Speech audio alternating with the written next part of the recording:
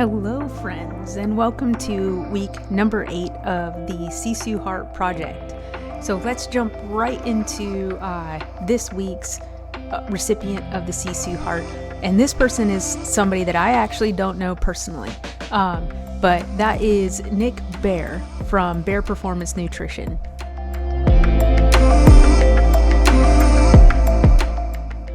If you don't know who Nick is, or if you have not followed or are not familiar with Bear Performance or any of that, just brief synopsis of who Nick is. Nick is a military Army veteran. He is an entrepreneur. He is a CEO and founder of Bear Performance Nutrition.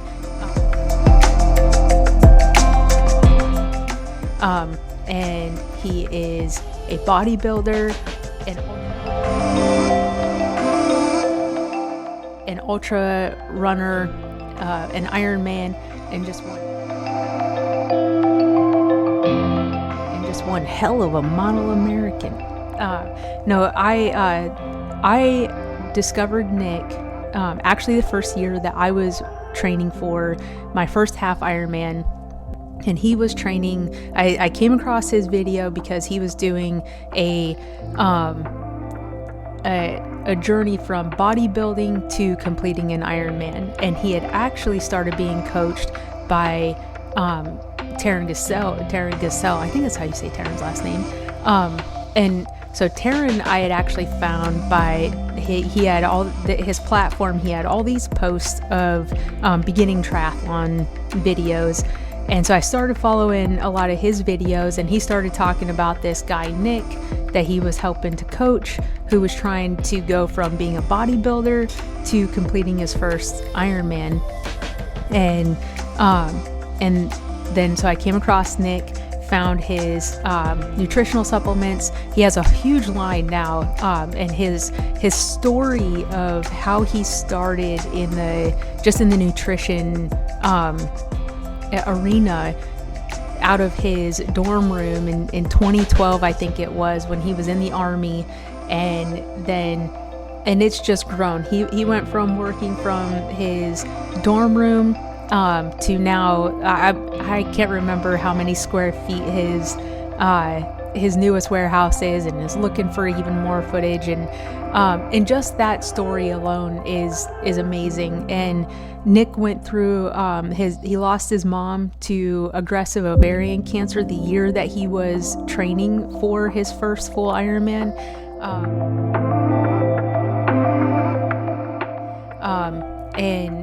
And just the resilience that he's shown through that. And what I admire most about Nick is he is so bravely transparent on his platform.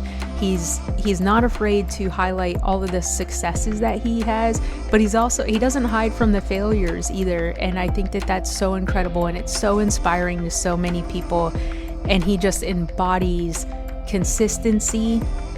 And what I truly respect is that everything that Nick does, he does with intention. And I just respect that, and the amount of people that he has inspired through all of his stories, through everything that he documents, from every new thing that he's trying to do, from like his first journey of trying to complete the Ironman, which he did, and into his ultra marathon journeys, his goals of completing marathons. He's set various like sub 4 hours, sub 3 hours, and he's not afraid to show when he doesn't, if he doesn't make that goal, and he always sets the next goal, and he's so intentional. And I find him so inspiring, and I know that there are hundreds of thousands of other people that do as well. And I just think that he truly embodies SISU. He puts everything that he has into everything that he does. And now, not only is he a CEO, an entrepreneur of his own business, continuing to grow his brand, he's a father with his second baby on the way, husband, brother, son, I just think that Nick is a hell of a guy, and truly the SISU spirit that he carries and that he inspires for others is I was gonna say inspirational, but it's inspirational, and I think it's awesome. So I have no idea how to get the SISU heart patch to Nick, to Nick and his team, because Nick doesn't do it alone, and he has an incredible team, and everybody on Nick's team has a story, and they're all inspirational as well. But this SISU heart does go to Nick and the Bear Performance team, so I don't know how to figure out how to get that down there to Central Texas to them, but thank you, Nick, for what you do and what you represent.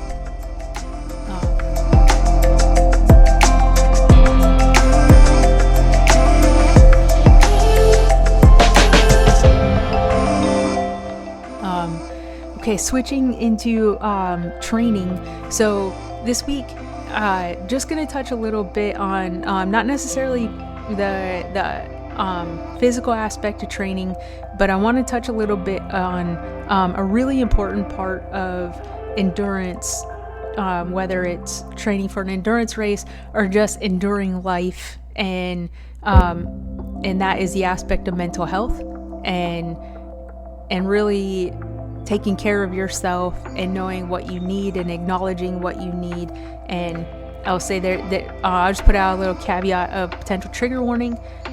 So this week has been very challenging for me personally, and it's really highlighted my need to touch base with my mental health and to know what I need, and to not lose sight of that, and to lean on my community around me as I kind of get through this piece of my chapter. And so, brief story, on Monday morning I was headed to my swim. I left the house like I always do around 5 a.m. and on my way about I was 10 minutes away from the house, and I came up on an accident that had just happened. I was the first person to be at the scene, and a woman had crashed her car, and she was thrown from the car. And so I came up on the scene, and I found her, and again, she had been ejected from the car, and I was able to get her name, and I called 911 and was doing everything that I could to help her. And just that alone, the unexpected turn of the day, you're not expecting to come up on a crash site on your way to the pool at 5 o'clock in the morning. And she was in a lot of pain, and she was not able to move, and then I did find out ultimately that she did pass away. And it's been a struggle for me, the things that she kept repeating on top of like what she was experiencing, which she couldn't speak very well because she was really struggling to breathe, and she just kept saying, "Help me," and and I wasn't ultimately able to help her, and that has been incredibly difficult for me. And so I am just doing what I can to get through this phase, acknowledge what I need, and acknowledge the support that I am getting left and right, and keeping her and her family in my thoughts and prayers, and just doing what I know helps me, and my tools that I have, such as journaling, swimming.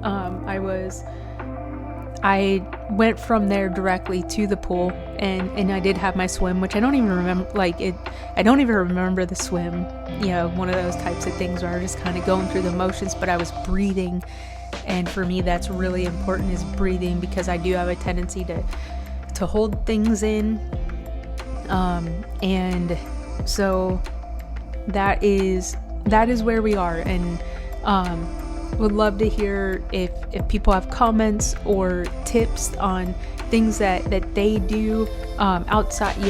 I think therapy is so important, and it helps you build those tools for what you need in moments like this, and what are your go-tos when everything has been just rocked and thrown off kilter, and finding that center and that balance. And again, for me, breathing, swimming, finding things to focus on out, while maintaining that balance of not completely just checking out and overcompensating with tasks, because that is definitely something that I have a tendency to do, or overdoing a task.